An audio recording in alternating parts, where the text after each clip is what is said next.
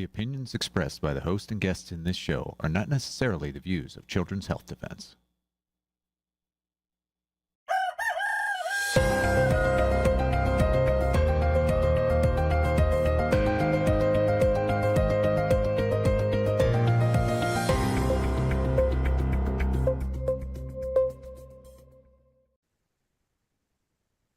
Good morning, CHD. It's September 25th, and for those who have been waiting for me to do a show on vaccines again, today is your day. My guest today is Barbara Loe Fisher, who really began with her partner, Kathy, the conversation on vaccine injuries in children over 40 years ago. And something amazing happened this week, which is first we had an ACIP meeting, an advisory committee to CDC on vaccines that was quite interesting. And actually, for the first time that I've ever seen, had briefers who talked about the serious injuries due to COVID vaccines. And we had Retzef Levy, who is in charge of the COVID vaccine work group, list many issues, many serious issues about the vaccines that he planned to resolve with future meetings. In addition, we had the most amazing press conference with President Trump, Secretary Kennedy, and other officials of HHS early this week, telling us all sorts of things that had never been said out loud before by a president or an HHS secretary. And we're going to play 3 clips first that show what they said and show Mary Holland's reaction. And then Barbara and I are going to discuss what's happened and what will be happening going forward. So here are the clips. First, effective immediately, the FDA will be notifying physicians that the use of let's see how we say that. Acetaminophen. Is that okay? Which is basically commonly known as Tylenol during pregnancy, can be associated with a very increased risk of autism. So taking Tylenol is not good. All right, I'll say it. It's not good. For this reason, they are strongly recommending that women limit Tylenol use during pregnancy unless medically necessary. That's, for instance, in cases of extremely high fever, that you feel you can't tough it out, you can't do it. I guess there's that. It's a small number of cases, I think. But if you can't tough it out, if you can't do it, that's what you're going to have to do. You'll take a Tylenol, but it'll be very sparingly. It can be something that's very dangerous to the woman's health. In other words, a fever that's very, very dangerous, and ideally a doctor's decision, because I think you shouldn't take it. And you shouldn't take it during the entire pregnancy. They may tell you that toward the end of the pregnancy, you shouldn't take it during the entire. And you shouldn't give the child the Tylenol every time he's born and he goes and has a shot. You shouldn't give a Tylenol to that child. Just break it up. Break up the shots with the doctor. MMRs, as I told you, separate. Chickenpox already separate. You do these things. I'm telling you, when I leave office, I don't want to have the kind of number that we're hearing where it's 1 in 32 or 1 in 10, because I've heard 1 in 10 also. I want it to be, let's get it back to maybe 1 in 10,000 or 1 in 20,000 or maybe none in 20,000. And the only way you're going to do that, because this is artificially induced. This is induced by something. You don't go from 1 in 20,000 to 1 in 10,000, then to 1 in 10. That means you're taking something and something's wrong. This is the most important. There's nothing more important than me. So we're going to save a lot of children from a tough life, really tough life. We're going to save a lot of parents from a tough life. But to do it today, and then you're never going to see a report. It's just going to kind of fade into memory. Make me feel better, Mary Holland. I I don't believe that, Steve. We're going to see a report, and Bobby Kennedy, whom I've worked with for many years, is really about data. He really is about science, and they haven't gotten all the data they need. I believe the data is going to show overwhelmingly that vaccines are the driver for vaccine-induced autism, vaccine-induced brain injury. But I agree with you. Today may be something of a sideshow. Tylenol is not the primary cause. Vaccines are the primary cause. We know that from lots of different sources of information, and we cannot let this go. And let me assure you, CHD is about ending the epidemics of chronic disease, as Bobby Kennedy is. And if this is a sideshow, we're not going to let this go. We're going to keep pushing that we have to keep going until we get the real data. The Vaccine Safety Data Link is the repository of information, and that has not yet been opened up. So, powerful statements.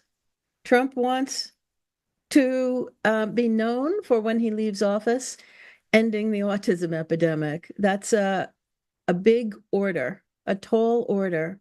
What do you think, Barbara? Well, I think it was a remarkable press conference out in the Oval Office. It was historic in terms, in my view, having been on this trail for 43 years, to have a president of the United States and a Secretary of Health and Human Services basically acknowledge that there are vaccine-injured children and that it's an epidemic with regard to injury that results in an autism diagnosis. And to make it elevate that conversation is huge, because we have been trying for so long to have this conversation be a credible one that isn't marginalized, and the parents of vaccine-injured children are not marginalized. I didn't think that I would ever see that, and I of course, when I was watching that press conference, I thought about all the years going back. Harris Coulter and I were the very first to associate vaccines with autism. In DPT, A Shot in the Dark, published in 1985, we talked about children who had brain inflammation after the whole cell pertussis vaccine and DPT. And they went on to have brain dysfunction that was eventually diagnosed as autism. So we were the first, and this is 1985. And when I was sitting on the Vaccine Safety Forum at the Institute of Medicine, National Academy of Sciences, in the 1990s, in 1996, I gave a presentation to the IOM, and all the scientists that were there, all the public health officials that were there. At the time, these were open meetings, publicly held. And I said there are 5 areas that parents want the research to be done in. 5 different areas. And again, this is 1996. The first is set up studies to evaluate on a molecular biology level the impact over time of repeatedly manipulating the human immune system with single and multiple antigens. Research priority 2, set up epidemiological studies to evaluate whether the artificial suppression of viral and bacterial diseases by mass vaccination is in conjunction with the overuse of antibiotics and exposure to environmental toxins, preventing the human immune system from being naturally challenged and strengthened in childhood, as it was in the past generations, by infectious diseases, leaving today's highly vaccinated populations more vulnerable to new and more virulent viruses and bacteria. Research number 3, priority, conduct studies to investigate the possible link between vaccination, learning disabilities, and attention deficit disorder. Research priority 4, conduct studies to investigate the possible link between vaccines and autism. And number 5, set up studies which will, on a continuing long-term basis, scientifically reevaluate each of the 10 vaccines, there were only 10 back then, currently being given to children, including full evaluation of the safety of growth mediums, adjuvants, preservatives, and other additives, as well as identification of genetic and other high-risk factors in order to screen out high-risk children. Okay, this was coming from a parent. I was a parent of a vaccine-injured child. I was an English major in college. I did not go to school to study the medical literature and to become a physician or a medical professional. But as you know, Meryl, many of the parents whose children regress after vaccination have to become experts in order to try to help their children.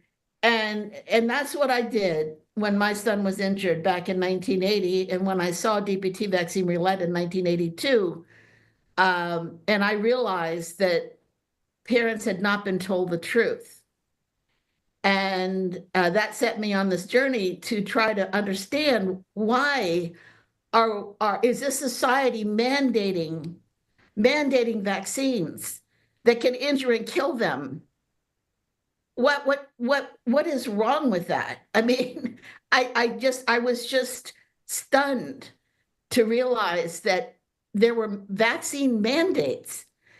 And so I think that the history of this movement, what I call it the vaccine safety and informed consent movement, that was launched by parents of DPT vaccine injured children in 82, it's been a long journey, and so much marginalization, as Kennedy said at this press conference, gaslighting of these mothers who have been begging government authorities and the medical organizations, the medical trade organizations, to listen and do something.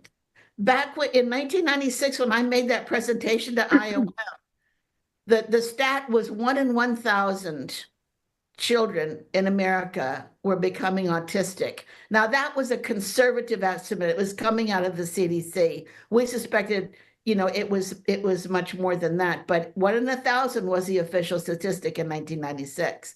And as President Trump said at the press conference, it's now 1 in 31 if you talk about boys and girls.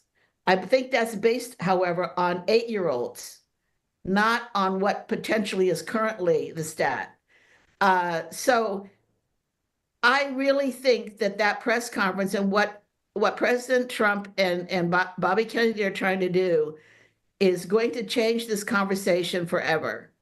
And we are going to be able to talk about it. And certainly the ACIP meeting on September 18th and 19th, where they were talking about the birth dose of hepatitis B vaccine potentially being either eliminated or delayed until an older age, was a remarkable conversation. And I submitted a public comment to the CDC on that, because NVIC in 1991, when ACIP made that recommendation that all newborn babies, as with the weight, I think that goes down to 4.5 pounds, even if the baby weighs as little as 4.5 pounds, and that baby is born to a hepatitis B negative mother, that all babies, regardless of the mother's infection status, are to be given that dose at 12 to 24 hours old. It was a shocking recommendation in 1991. And in my opinion, that was the vaccine recommendation that caused parents to start to really look at the vaccine schedule and question why their healthy babies just emerged from the womb, born to healthy mothers, should have an injection, which makes that experience of being injected with a vaccine that at that time contained thimerosal, mercury, aluminum, yeast protein, recombinant DNA protein. It was an experiment. It was every bit as much of an experiment as it was the first genetically engineered vaccine, recombinant DNA vaccine. They really knew nothing about it, and yet they shove it into the babies. Why? Because they could not get the high-risk adults who were IV drug abusers and persons with multiple sexual partners, many of who already had sexually transmitted diseases. They couldn't get those high-risk populations to take that vaccine, so they shoved it into all the newborns in the newborn nursery. And from 91 on, they kept adding more and more vaccines. And today, it's over 72 doses of 17 vaccines, although one of them is a monoclonal antibody, RSV. It's not really a vaccine, it's a monoclonal antibody. So, I mean, I'm proud of the parents for holding the line all these years. I'm grateful to the doctors, the new doctors since COVID 2020, coming into this issue and really making a difference in terms of the studies that are being published.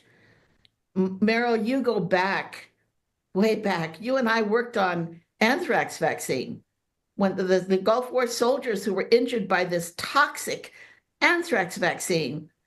So I guess a lot of people don't understand that there's a long history that led up to that press conference Yes. being held. Yeah. I want to go back even further. So I believe that a bunch of globalists came together. This included Henry Kissinger and others, not only from the United States, and some of them formed the Club of Rome, some of them formed the Trilateral Commission. There was already the Center for Foreign Relations, Council on Foreign Relations, and there were also the Bilderbergers. And these people who were considered themselves the most powerful and rich in the world decided in the 1960s that they needed to control the rest of us. And so several of the ways they decided to do that was to come up with climate change and tell us we had to do all sorts of things to save the planet from boiling. Another thing they came up with was biodiversity, that we're killing off all these species, and that has to stop. And that enabled them to say we have to conserve land, often land that they wanted to take control of. But something else happened in the process. They decided that pandemics and vaccines would be another way to control the world. And so vaccines had to become sacrosanct. You could not criticize a vaccine because they needed vaccines at some point in the future.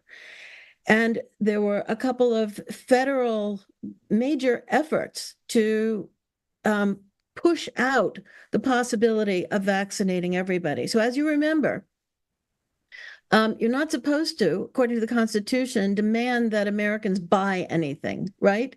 They may have to pay taxes, which isn't in the Constitution either, income taxes, but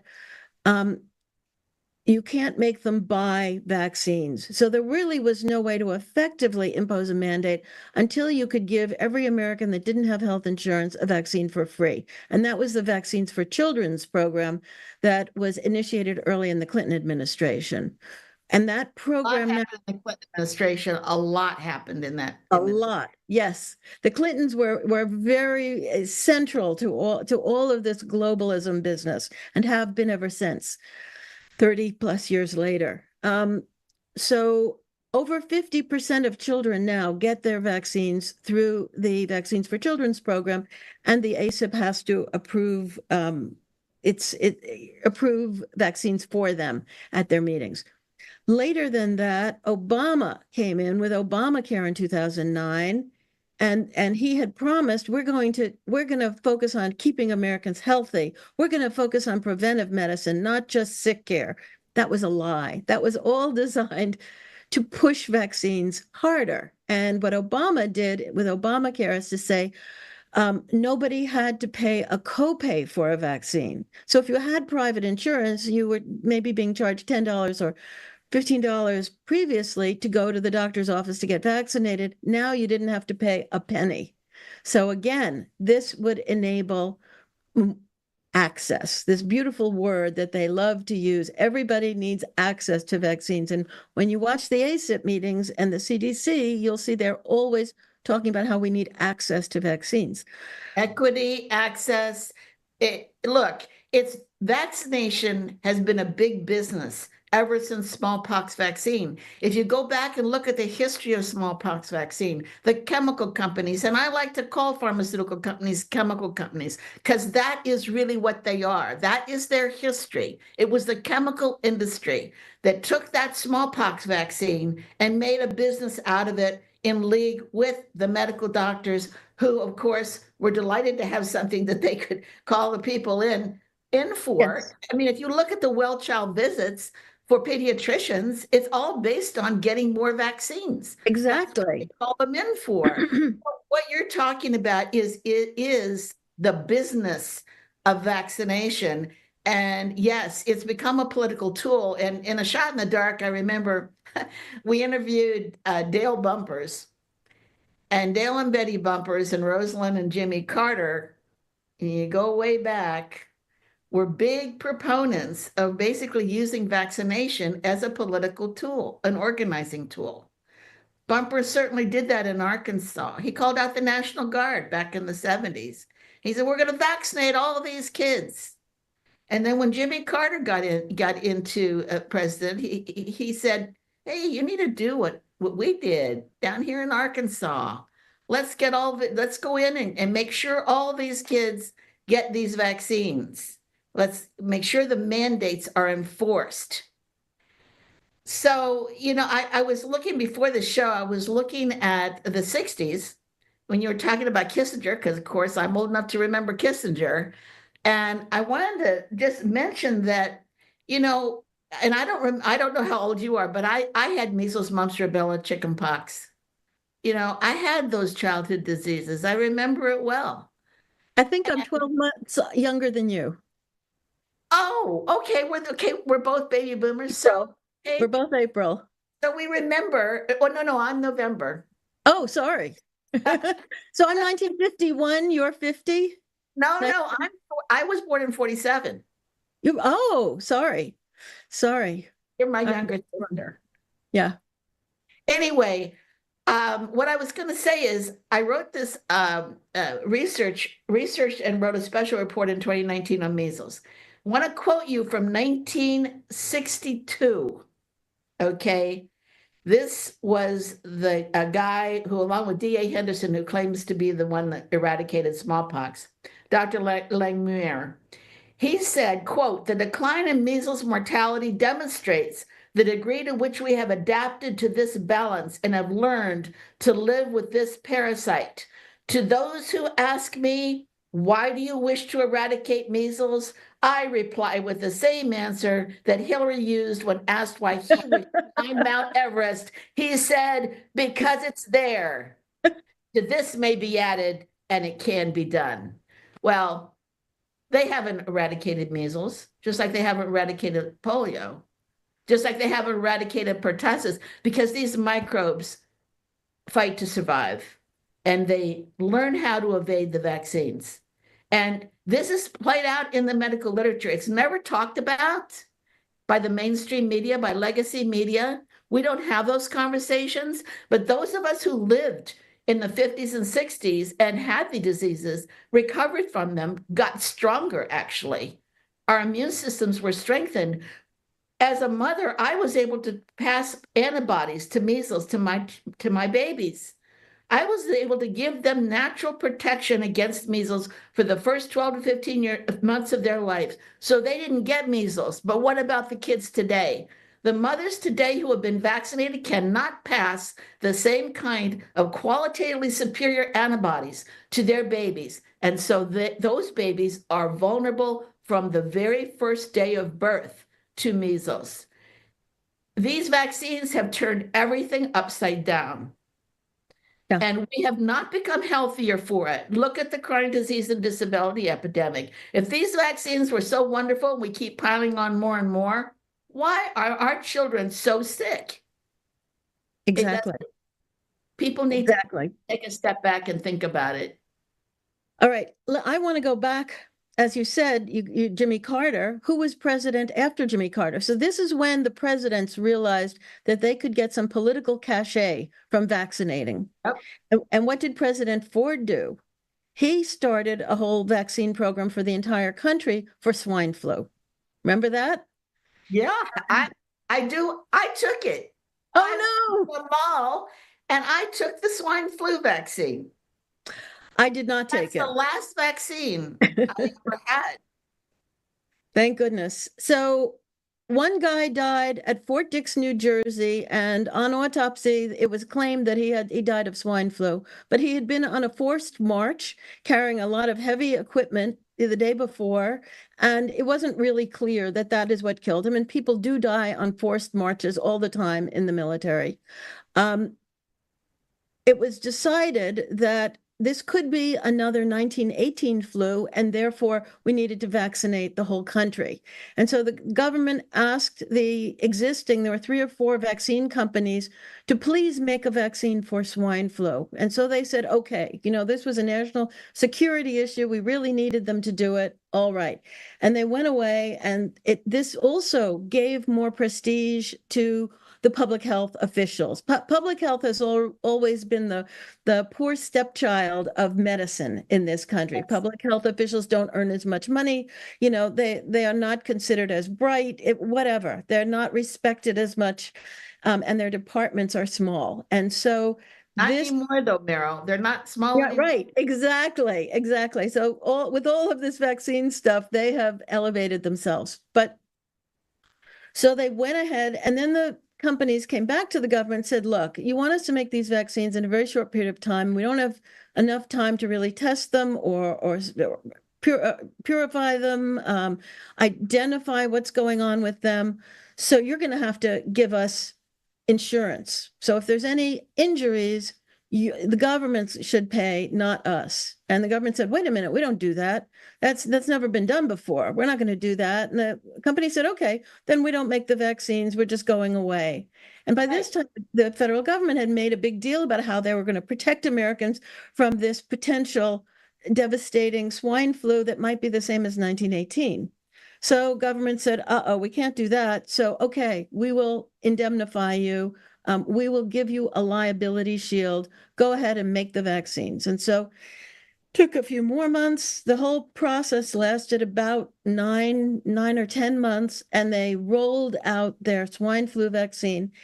And what nobody seemed to notice, and certainly the media didn't inform people, is that there hadn't been any swine flu epidemic. Nobody else died of swine flu in the whole country after this one soldier at Fort Dix, who may or may not have died from it. And there was absolutely no reason to roll out any vaccine program at all. But a hullabaloo, we're going to protect you. Be grateful to daddy government. And so they rolled out the vaccine, and in several months, a quarter of the country was vaccinated. So something like 45 million Americans were vaccinated. And what happens? Sure. But they did also have a program to collect side effects. And they found there were 6 to 8 times as many cases of Guillain-Barré, which is a paralyzing autoimmune condition that can happen after vaccines, after certain infections, and sometimes we don't know why. And some of those people died. Probably about 40 died, about 400 remained badly paralyzed, and there were thousands of lawsuits or thousands of attempts to get compensation from the government for the injuries. And once it became known, CDC officials tried to cover it up. Right. And it was a whistleblower who went on 60 Minutes with Mike Wallace. I remember that show, and divulged that they were trying to bury the cases of Guillain-Barré syndrome. Wow. Same old story, right? Same old story. Same old story. And what happened to us, the parents of DPT vaccine injured children, after DPT vaccine roulette in 1982, when we started to yell and scream about it and say, you need an investigation, Congress, what was the first thing the manufacturers did? They invoked the indemnity that was given by Congress to the manufacturers in 1976 on swine flu and said, look, just like they blackmailed Gerald Ford and Congress back on swine flu, they said, we're not going to make any more childhood vaccines if you do not give us liability protection. And that was the scare back in the early 80s when we started to talk about what happened to our children regressing after DPT. And then Congress came to us and said, look, we have to protect the vaccine supply in this country. We are going to pass legislation to do that. You can come to the table and fight for what you think the children should get, or you can not come to the table, but we're going to do this. And so we came to the table and we fought as hard as we could. And what a lot of people don't know, when that law was signed into law by President Reagan in 86, the doctors were still on the hook for medical malpractice. The doctors did not have liability protection in the original law. And when the original law was passed, the manufacturers still had product design defect liability. That is, if you could show that the vaccine could have been made less toxic, less reactive, you were still on the hook. Failure to warn was transferred to CDC in the form of the vaccine information statements. So the CDC right now legally has the responsibility in those vaccine information statements, which are total BS now. They do not Not accurate. They do They're not not reflect the accurate. injuries, and they don't tell not- you what, yeah, No, they are supposed they're to a be cover-up. informed consent. So I could talk so much about what happened to that law and how it was gutted after it was passed. But we never agreed. We told them we would never agree to blanket immunity for the manufacturers and the doctors. And then afterwards, they did congressional amendments and rulemaking authority by DHHS with the help of justice. They ruined the compensation program. They made it. They totally gutted the compensation program. So one of the warnings is be careful on legislation. Deals can be made before that legislation is passed to change it after it's passed. Yes. And that was something that we just did not anticipate. We didn't realize that all was going to be done. But I believe there was a deal made ahead of time. And that's why that law was signed. Yeah, Because they knew. I think you're right. Change it. They knew it. Even if they didn't know it then, and I think they did, Too. their lawyers figure it out because these companies make such high profit. It's not uncommon to make 40% profits. And this is what the companies admit to. They admit to 40% profit on a vaccine. So They who knows? admit it to the Really SEC, but they do not admit it in public. You go back in the story back then was these are this is a loser product for us. Our drugs make money, but not our vaccines. And you look at what's coming out of the American Academy of Pediatrics and these medical trade organizations and vaccines are not profitable for these companies. They lose money on these vaccines. It is a lie. They have always made money on vaccines because guess what? They have no liability. Now they have no liability, no product design defect liability. And now, and they're mandated. So right. No advertising costs. No, because the government advertises. Right. And the doctors advertise. It's a sweet deal. And so that is why, as on August 27th, I finally, after all these years, said, we need to repeal vaccine mandates. Vaccine exemptions are a masquerade. They're a smokescreen. You can't get them. You can't get, as you know, as a doctor, you can't get a medical exemption because almost nothing qualifies as a medical reason for not vaccinating under CDC and American Academy of Pediatrics guidelines.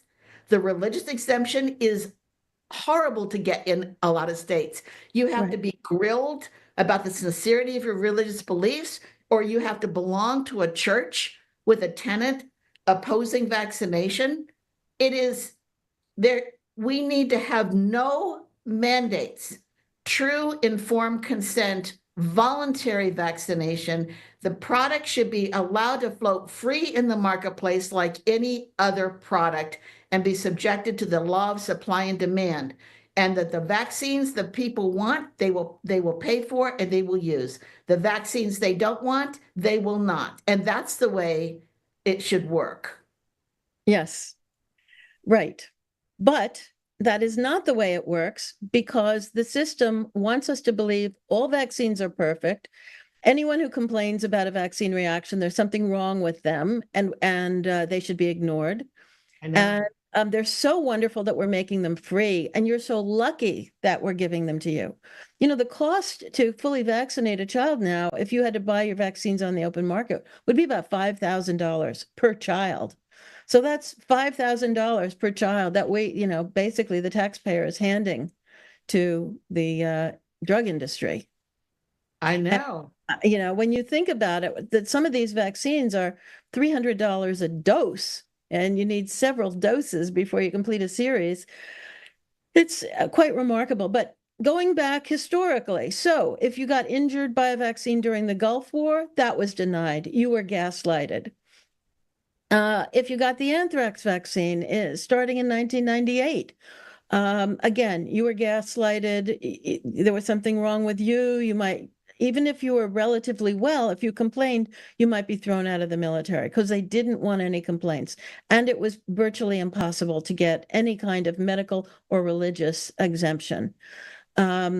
Subsequently, that kind of punitive, so people were being injected against their will. If you said you had a reaction to the anthrax vaccine, they would sometimes send you to a clinic where they would test you with tiny doses of anthrax vaccine under the skin. And if you didn't immediately get a big red reaction to that, they would jab you in your body. You didn't even know it. They would give you the full shot right then and there, saying, oh, you're not allergic to it. Here you go. And so it became a biologic loyalty oath. And the people in the military who pushed it the hardest were, given the promotions and were lauded. Subsequently, those soldiers and all of those pilots were dismissed if yes, they refused to get the shot. Their careers were ended, just like during the COVID response by the government. The federal government said that, if you were employed by a corporation that had more than 100 employees, I think it was, you had to get the shot. People were fired in the healthcare profession, in policemen, firemen, essential service people were fired. I had predicted speeches years and years ago that this time of oppression would come, because I was sitting at these tables with these advisory committee meetings when I was a consumer member on several federal vaccine advisory committees in the 80s, 90s, early 2000s. And I knew what their plan was. I knew that they were going to take this approach that you could not function in society if you could not show proof you had gotten every government recommended vaccine.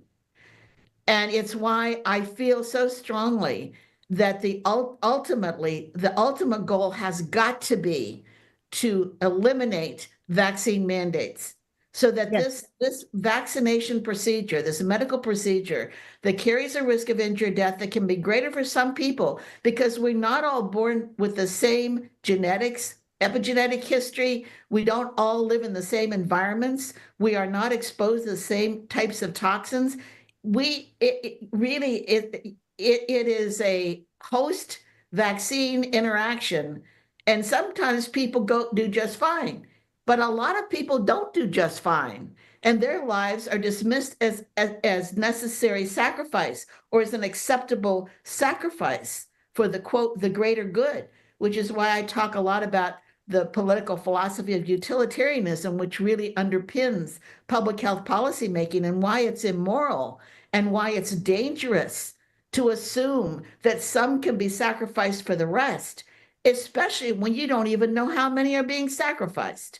They don't know how many people have been injured and killed over the decades, actually over 2 centuries, with this procedure that it can really cripple and kill some people.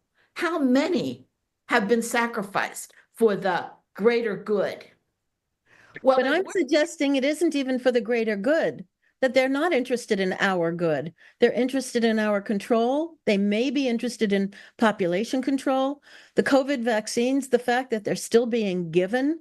One of my former patients called me the other day and said, I've lost 36 pounds. I've got this symptom, that symptom, this symptom, that symptom. Didn't make any sense. And I said, well, did you get the COVID vaccine? Oh, yeah, I've been getting them every 6 months like you're supposed to. And I thought, oh, my God, there it is. There it is. And what can you do about it? Nothing. So what we have to do is take the sheen off of the vaccine. These vaccines are drugs. They should be given individually based on an individual benefit risk assessment. And look, if you can't trust what's in the vial, if they're not telling you what's in the vial, just as with the COVID vaccines, they did clinical trials on vaccine made in one way, and then they used a cheaper method to make the vaccine for everybody else. And those cheaper vaccines had lots more DNA in them, lots more other things. You don't know that. There is no way. If it doesn't say it on the label, you have no access to accurate information. And I think until we get accurate information and people are making their own choices, as you said, there's no informed consent and they can't mandate it. I'm with you 100%. I don't want measles, mumps, rubella, and polio to be around all the time, but guess what? They won't be, because if the vaccines are safe and effective, people will take them. And if they're not, people won't. And that's the end of that. And then you choose. Like for me, I'd rather have a case of chickenpox than take a chickenpox. I'd rather have a case of chickenpox than get a seizure, for instance. Look, if the vaccines work, it's an old saying, but if the vaccines work, the vaccinated have nothing to fear from the unvaccinated. If the vaccines don't work, if they don't work as well as they should, then those manufacturers need to go back to the drawing board and make a product that does do what it's advertised to do. The thing I'm very worried about are, the CDC has sort of redefined what a vaccine is during the COVID. Yes, 3 times. Pandemic, and now it's not. It no longer is that it stimulates immunity in the person who gets it and protects against infection and transmission.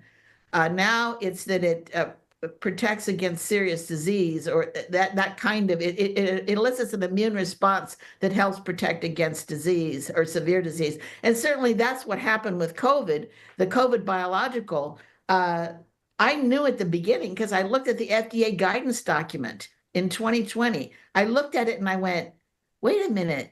They're only saying that these manufacturers have to prove 50% efficacy in preventing severe COVID disease.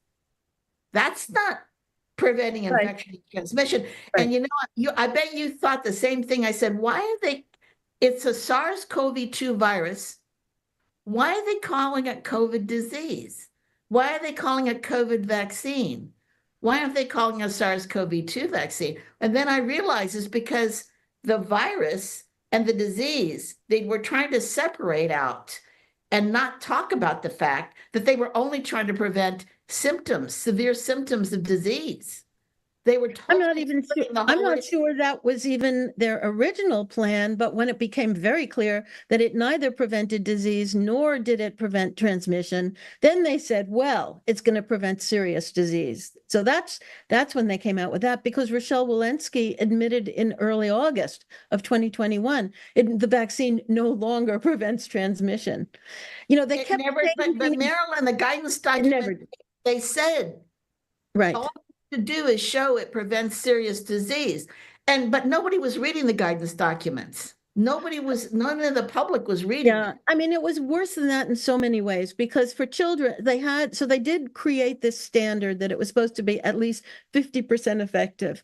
Right. And then in the young childhood trials of 5 and under, it wasn't 50% effective, and then they approved it anyway. Those standards didn't care. The officials were controlled. The agencies were controlled. They were told, this is what you have to do. Make up any standards you want. Do it any way you want. But we're vaccinating everybody. And this is the thing, Meryl, that really, really had a major effect on public information. They, in 2021, as you know, because you were part of this sweep as well, blacklisting.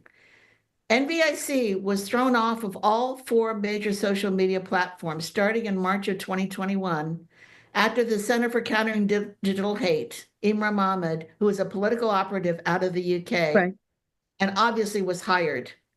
Okay, right. He was hired to do this hit. After we had our conference, which you spoke at in the fall of 2020. Okay, they decided they were not going to have this public conversation. And NVIC, who had been messaging at that point for 35 some years, they decided to take us out first. And they took us off of all 4 social media platforms.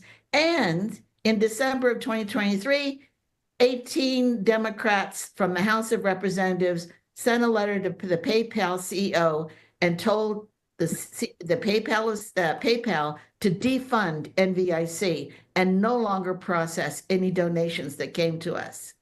What happened in 2021 to NVIC was a major, it took us off of the digital public square, basically took us out.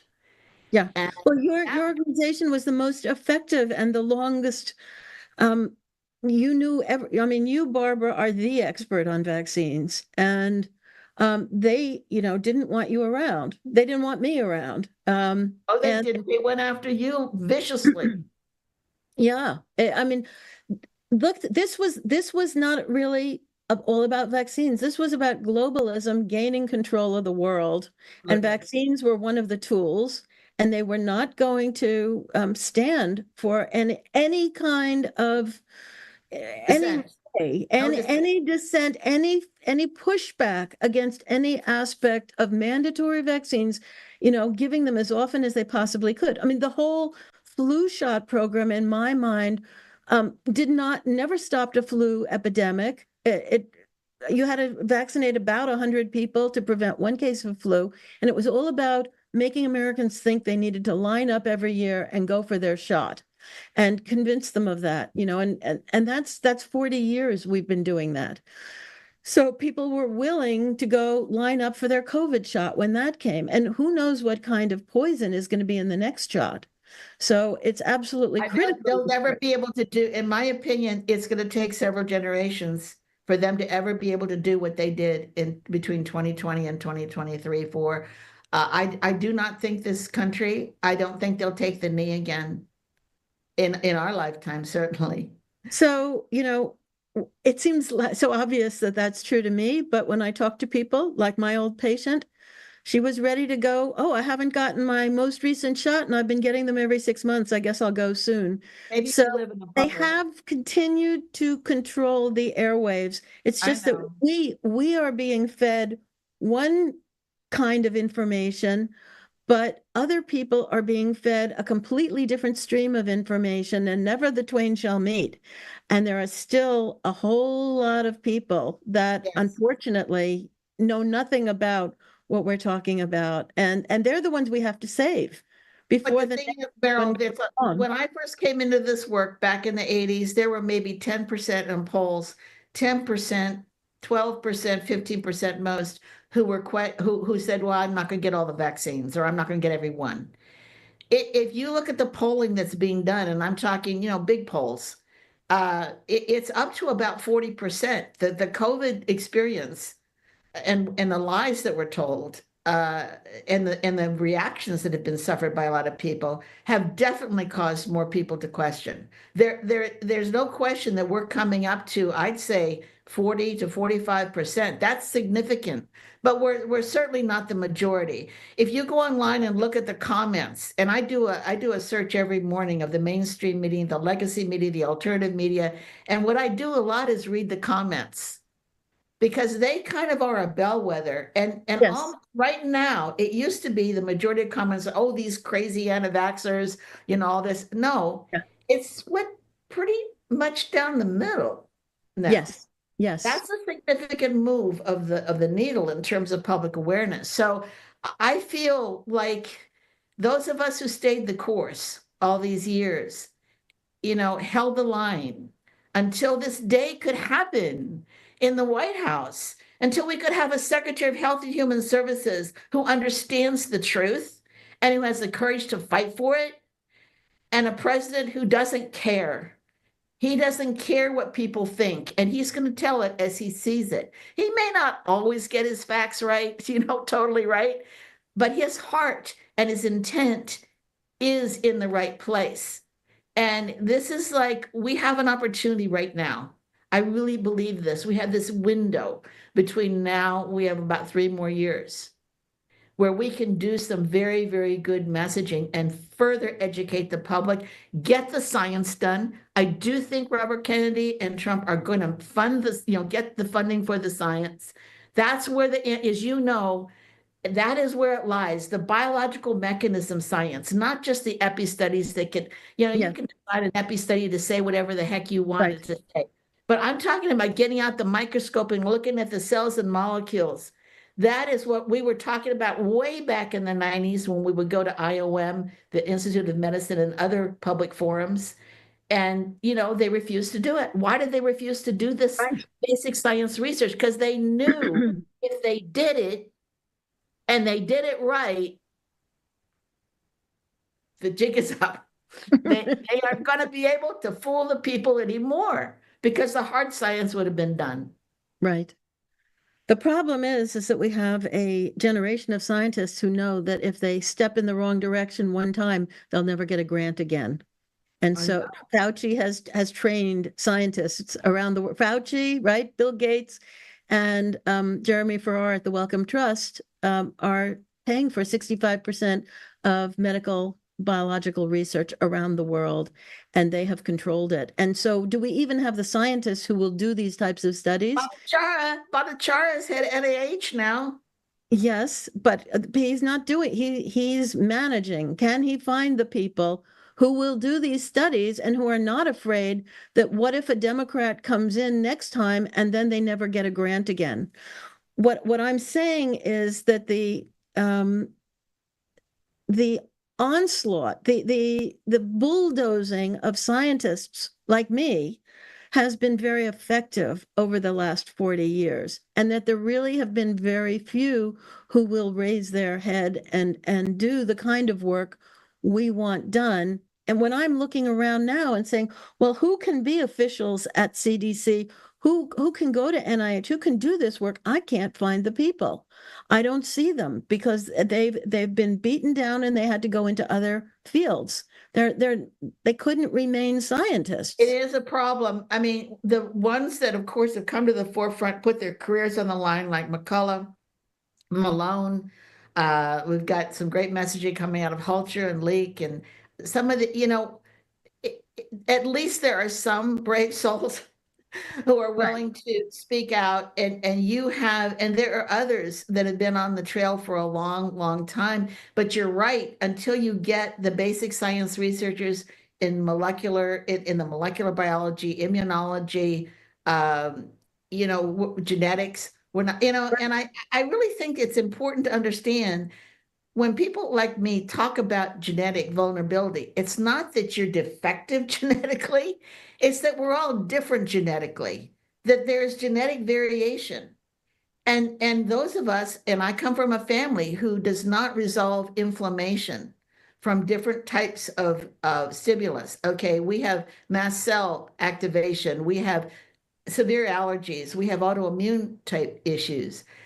If you have an immune system that does not resolve inflammation and you artificially manipulate the immune system through vaccination over and over again throughout the childhood period and throughout your life, you are at much greater risk of having severe allergies, expressing an autoimmune disease, etc. And I think it's important to not dismiss the role that genetics and epigenetics plays in some of these adverse responses to vaccination. Yes, the ingredients are part of what happens when you have an adverse response, but your genetics play a role as well. Right, exactly. Oh, you mentioned the other ingredients. So these so-called inactive ingredients are not studied carefully, neither by FDA or CDC. And at the EPA, you've got the same thing going on where you have pesticides, and the term pesticide encompasses all the different toxic products that kill everything from a rodent to a virus. They study only the designated active ingredient, and then you can add all these so-called inactive ingredients to the bottle, and EPA doesn't study them. They study one ingredient at a time, and yet it is the mixes that are the most toxic. And so even though we have regulatory agencies, we've set up their systems such that the industry gets a free pass on most things. This is a problem with glyphosate. It's not, glyphosate alone has toxicity, but the mixes that it's been placed in are even more toxic. And so we're not studying that. And again, with vaccines, the way FDA used to demand they be studied has changed. The other thing is that all of the studies of safety are conducted by the manufacturer or by companies the manufacturer is paying. And so everybody's incentivized to not find problems with the vaccines, with the drugs, with the pesticides. And that system Very incestuous. It's a very closed group of people who all are intertwined with each other, and the money is what drives a lot of it. And when you were talking about studying the different toxins and exposures, these vaccines, when they bundle these vaccines into 3, 4, 5, 6 vaccines in one shot, and the mother takes her baby in and she thinks the child's only getting a shot, one shot. She doesn't understand that the child is getting up to 6 vaccines in that one shot. The body is having to process those vaccines together at the same time. There hasn't been the studies. They have not done the studies. And the Institute of Medicine acknowledges over and over again, over 20 years, this category of evidence inadequate to accept or reject a causal connection between a vaccine and a particular adverse event. If you look at the hepatitis B over the years by the Institute of Medicine, it is shocking how many serious, horrible brain and immune system disorders that totally wreck your health. They still don't know if hepatitis B vaccine causes those, or they say that. I think the evidence in the literature is clear on many of them that yes, it does. But that vaccine, hepatitis B, is bundled too with other vaccines. To me, the most shocking thing is that the science hasn't been done. It just Absolutely, it hasn't been done. And why did they give it on the first day of birth? So that you can mask the side effects. Sorry. When you haven't had a baby before, you haven't taken it home yet, you do not know what kind of neurologic, immune, whatever nothing about problems this baby will have. And so you give this vaccine within a couple of hours of birth often, and you'll never know. You'll never know what that child could have been if it hadn't gotten that vaccine. So I know it's tragic. It's tragic that the first immune challenge, the first challenge that a child, an infant, a newborn infant just emerged from the womb gets is an injection of a product that has aluminum that it doesn't need, toxin, that it has no need of. Because 99.5% of babies have a hepatitis B negative mother, and in almost all cases, that's already been demonstrated, or they could check at the hospital. They could only vaccinate the babies who will actually benefit from this, but no, they want to vaccinate every baby. This is proof that these vaccines are not about health, but they are about control, and they may be about weakening us, so we can't fight back as well as we might otherwise. I remember when Donna Shalala, who was the Secretary of Health under Clinton, 1995, the hepatitis B vaccine policy of at-birth vaccination had just been done in 91 by ACIP. And in 95, what did Donna Shalala do? I don't know. She decided to appropriate the Social Security number for the first time in history for a non-Social Security purpose. What she decided to do was she wanted a unique identifier that would enroll all the babies with the hepatitis B vaccine at birth in a tracking system. Yeah. These hold on 1 sec. You keep speaking. Someone's calling me. Okay. These immunization tracking systems the states have now, in the early 90s, they started with a few areas, and they eventually decided that it was the federal government decided that the states would each have tracking systems that would track all the vaccinations of the children. And then that data would be dumped into a federal database. Their goal, if you go back and look at the history, was a global vaccine tracking database, vaccine tracking database, electronic. I mean, they were planning this a long, long time ago. And to the point where they were trying to coordinate the data sets. I'm not a computer person, but they were trying to coordinate the data sets that would be used in these state tracking vaccine tracking systems that would be hooked up to a national vaccine tracking system that will be hooked up to an international vaccine tracking system. And what did we have during COVID? We had all these European countries and the WHO wanted this global passport that would be electronic, where you would have to show proof that you had gotten the COVID shot. Well, they want to have, you would have to show proof eventually. You've gotten all the shots at WHO, the World Health Organization at the United Nations wants you to get. And I have to tell a story about my dad, because my dad, who was a World War II veteran, he was stationed in Pullman, Washington. He was teaching ROTC there at the college. And my class was going to go and solicit for UNICEF, the United Nations-based UNICEF. And my dad refused to let me go do that. And I asked him why. I was the only one in my class who didn't go. And he said, because the United Nations is going to try to become a world government, and the United States has to remain sovereign. He was a historian. And he was a big believer in the United States maintaining its sovereignty and protecting the Constitution. And I'll never forget it. I was outraged that I couldn't go with my class, but he knew. He knew already what the UN plan was. And indeed, if you look at the history of what happened during COVID, and the messaging that came out of the United Nations and the World Health Organization, you know it's a globalist plan. Absolutely. All the banks, all the philanthropic organizations, all the big medical trade organizations, all the governments, all joining together. Trump is right about the UN. He's right to protest that globalist action. I agree 100%.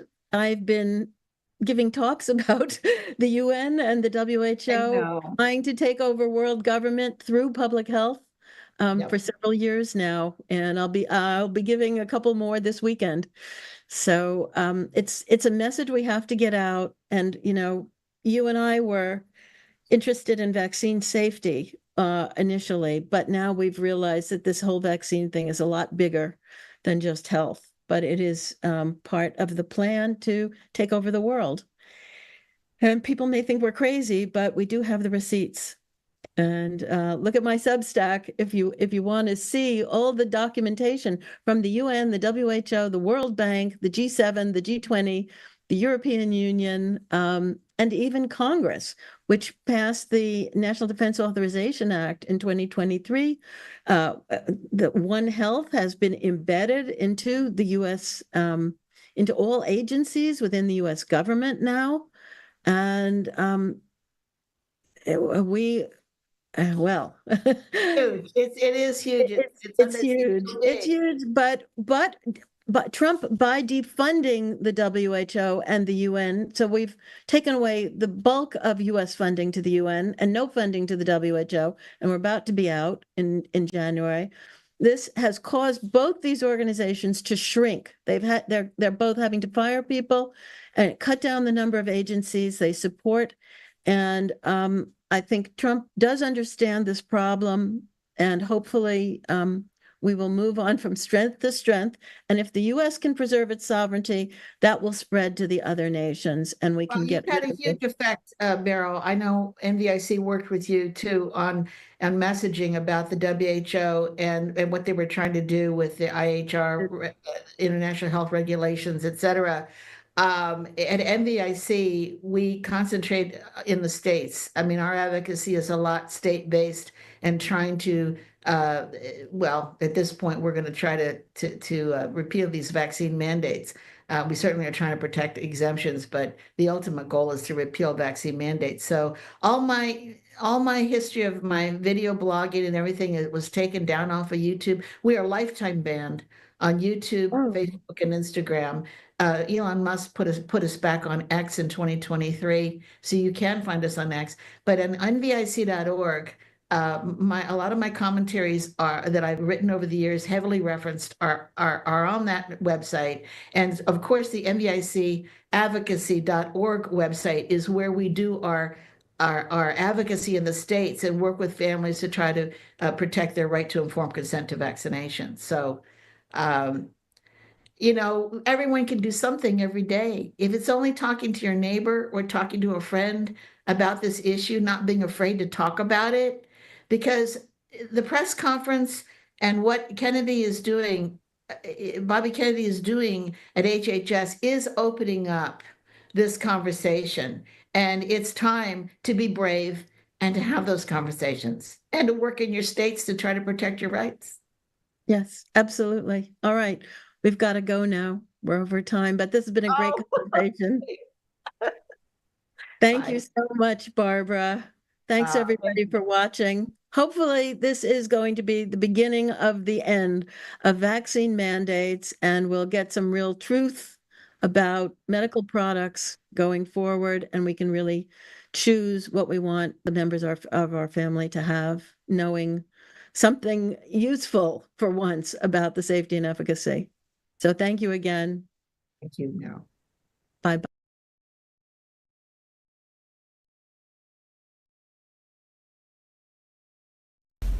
Okay, everybody, here we go. Can you tell us your name? I'm Megan Stinnett. And who's this? This is Silas Stinnett. And how old's Silas? Silas is 9. Okay, here's what I'm going to do, Silas.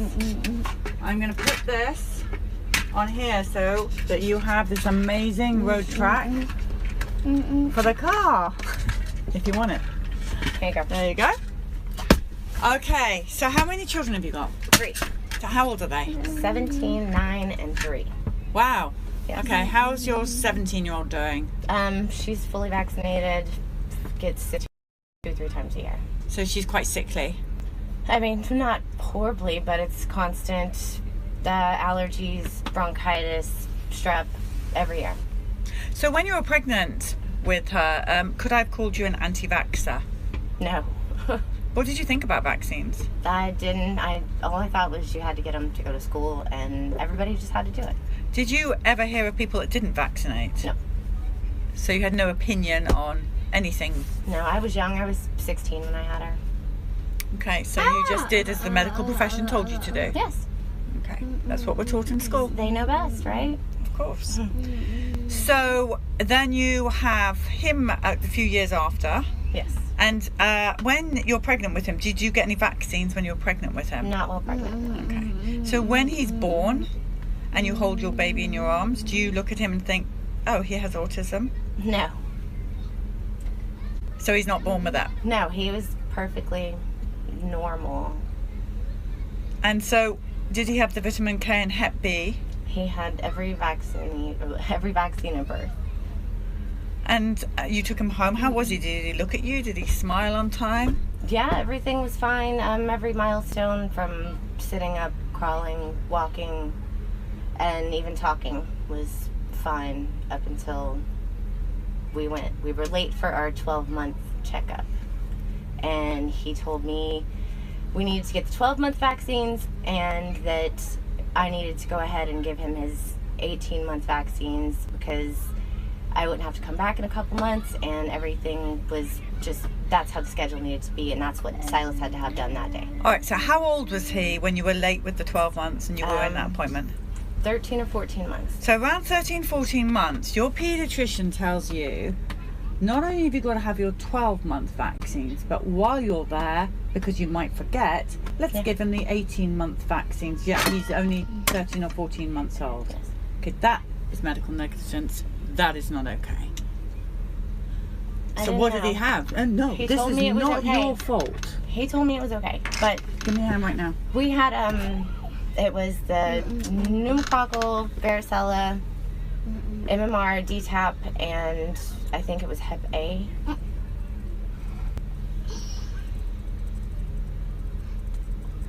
And within, I mean, he was crying, had a fever. I gave him Tylenol because that's what the doctor told me to do. And he was just a different person. Within 48 hours, my kid was gone. And he was hitting himself, and I had bruises all over his legs from hitting himself. He would headbutt and just never spoke again. I never heard Mama. He used to point at his eyes and his nose and show me where Mama's nose is. And now he's 9 years old and doesn't do that. Did you go back to your pediatrician at any point and say, this is what's happened to my child? In the beginning, I was just in denial. I didn't want to believe something was not right. And I never went back to him after that. I was young, I didn't know what to do. I mean, we just started Sooner Start and the developmentally delayed program, and they said suspected autism, and we started school at 3 years old, and now we have an awesome teacher. High fives. How old did you say he is now? He's 9. He's for 6 years. You went on and had another child. Yes. What's the age gap?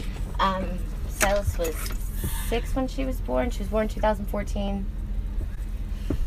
So he Is it the same father? Yes. So same father as Silas, and then you have your beautiful girl. Yes. Did she have any vaccines? No. None at all? None. All right, so here we go, guys. This is a vax on vax study. Same father, same mother. Vaccinations. Autism. Yes. Does your daughter have autism? No. She's very, well, above average. I don't want to say normal because she's so smart and so talkative, and so she's perfect. I mean, he's perfect, but I couldn't risk it. I wasn't gonna risk my baby for anybody or anything. Did she get sick? No. We did have some issues with the only help that I can get for Silas is, a 1.5-year waiting list, and it's all government funded programs who mandate vaccines for my child to be treated there. And against what I wanted to do to get my son the help that he really needed, I let him get the flu shot. And as soon as he was around her, she was sick. And she's normally quite healthy. I don't even trust doctors anymore. We go to urgent care for whatever we need. We go to her pediatrician just for the checkups and refuse vaccination and leave.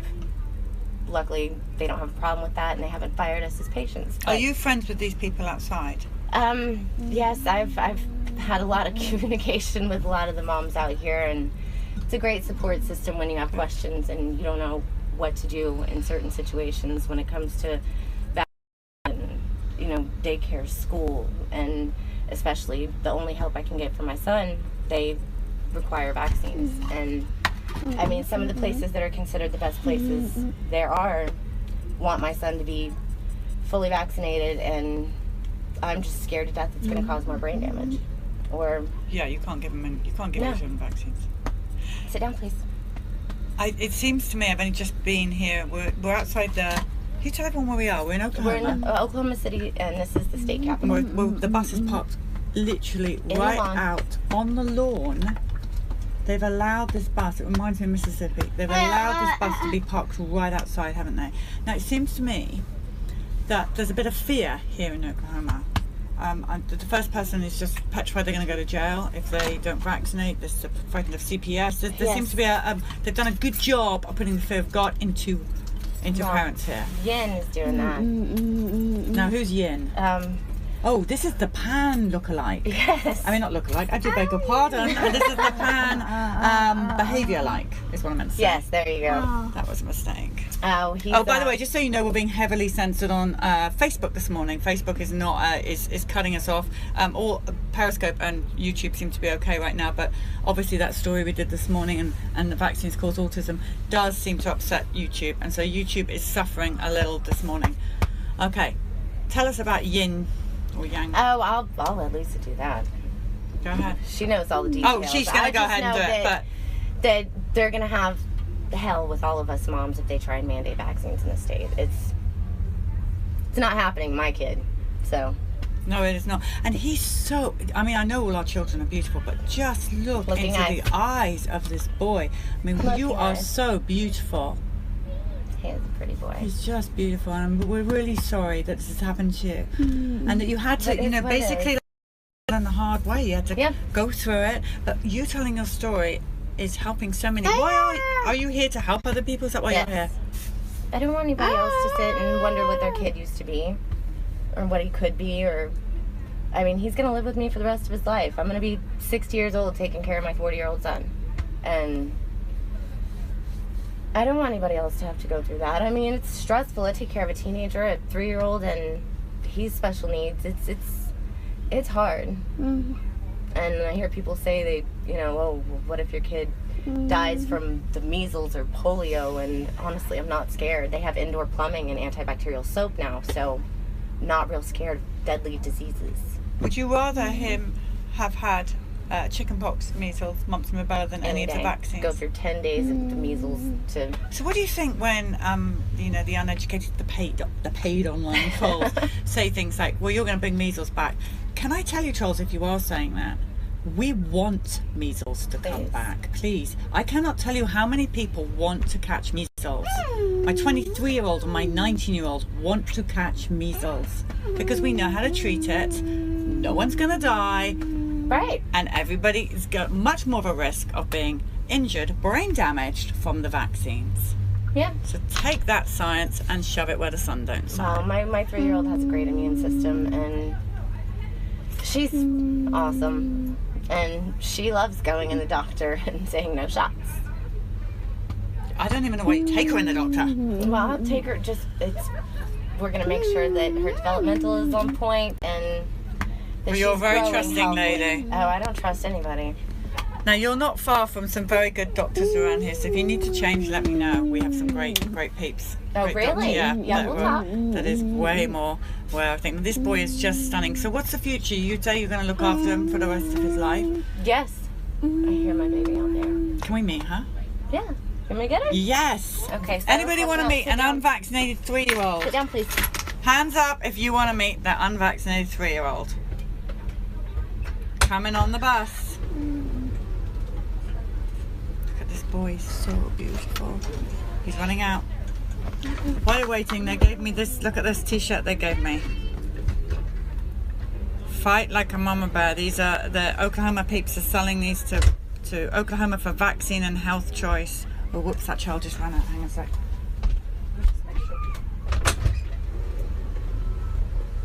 Where'd he go? The boy that just ran out.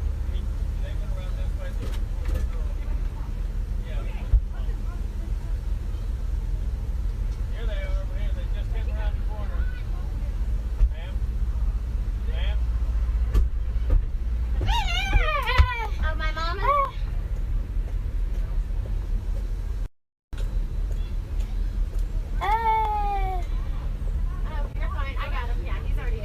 Oh, he's back on the bus. You are one fast boy. My I goodness. guess my mother took her to... Okay, so the daughter's gone. All right, guys, we're going to sign off then. Have you signed the bus? I had somebody else do it for me a while ago. Peeps, you have no idea how fast this boy is. He went out, he was gone. Yeah, he used to be a runner.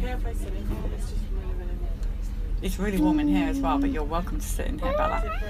Yeah, okay, so anything else you want to tell the people? Is there any, did you know that you want to tell the young parents?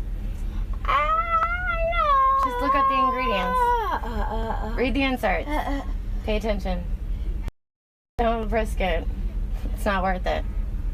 And your 3-year-old is testament to the fact that you don't need to vaccinate and your child can be No, healthy. and if it was genetic, then I think she'd have it too. All right, you're amazing. Thank you so much for being so brave and telling this story.